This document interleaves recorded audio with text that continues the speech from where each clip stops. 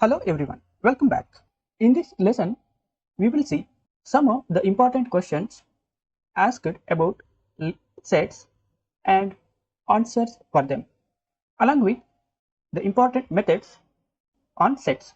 Let us begin with the question, can we directly convert list into sets? Yes, we can convert a list into a set using the built-in set constructor. We have seen already, but in the form of question and answer, let us run this cell once again, which consists of the set converted set 12 with the list 4. So here we can see the duplicate elements have been kept only once. Many times the beginners have this doubt, is Python set data type mutable or immutable? As I said earlier, sets are mutable because we have already seen how to add an element to the set using the add method. It will add one element at a time to the set. Since sets are unordered collections of data elements, there is no particular index position to refer a particular value in sets. Hence, sets cannot be mutable through the index method. So listen carefully. We cannot mute the sets, means change the value of the elements through the index method, because sets does not allow mutability through the index method. Because sets are unordered collections of data elements, we cannot find index for sets. Hence, set data type is immutable through the index method. For example, here we have created set 13 with the elements 1, 2, 3, 4, 5, 6 up to 10. Let us try to mute the value at the 0th index position now. Assume that the 1 is at the index position 0. Actually, sets have no index positions because they are unordered. There is no order. Okay, collections of data values. If we try to assign 20 to the index position 0, then Python interpreter will throw an type error. Set object does not support item assignment. And if we try to print or display the value at the 0th index position, then also we will get an error.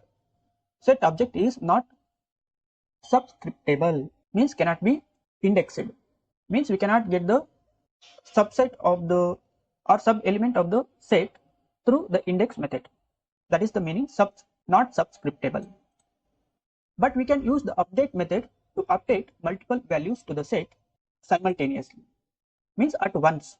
For example, here we have set 14 with the values 1 to up to 10, and let us update the list of values 12 and 14 to this set 14 using the update method. Let us see what it returns. Update a set with the union of itself and others. Others means other iterable object. So list of values have been extended at the end of the list, but the order is an option. Let us see what is the difference, or what are the differences between add and update method. The add method will consider the iterable object as the single element or single object, because this add method will not accept the list of elements to extend the original set, because lists are of type unhashable. Let us try to hash this set 14 with the lists using the add method.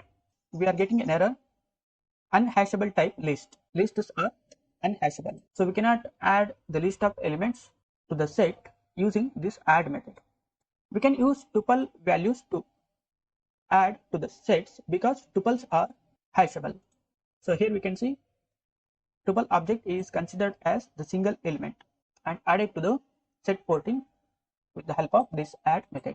Here the tuple is considered as a single object, means iterable object is considered as the single object in set 14 after modifying the set 14 with the add method.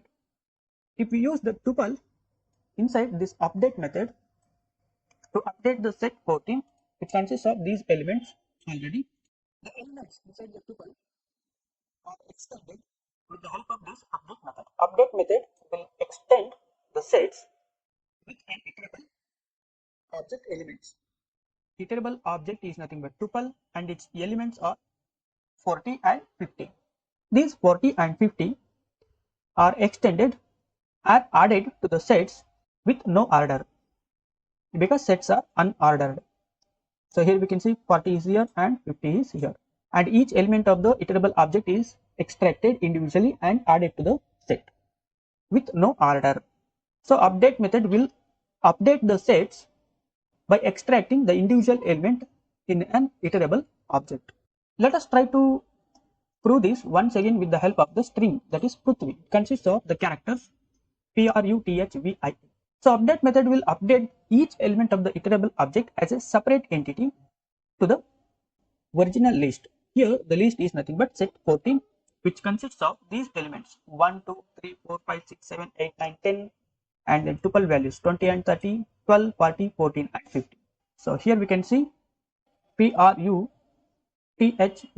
are added to the set with no order, but each element of the iterable object is added to the set as a separate entity.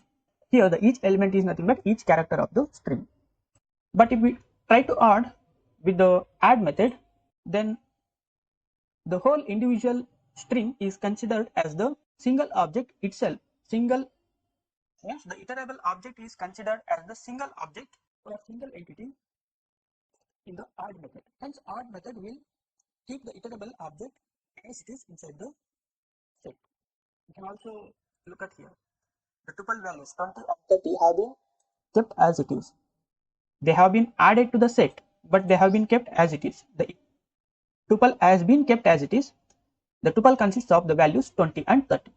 So here we can see similar to this operation, the iterable or the sequence data type string is also added as a single entity if we use the add method. If we use the update method, each individual element of the sequence data type or iterable object will be extracted and added as a separate entity to the original set with no order. So these are the differences between add method and the update method. Thanks for watching this lesson. In the next lesson, we will see what are Trojan sets and how they work in Python.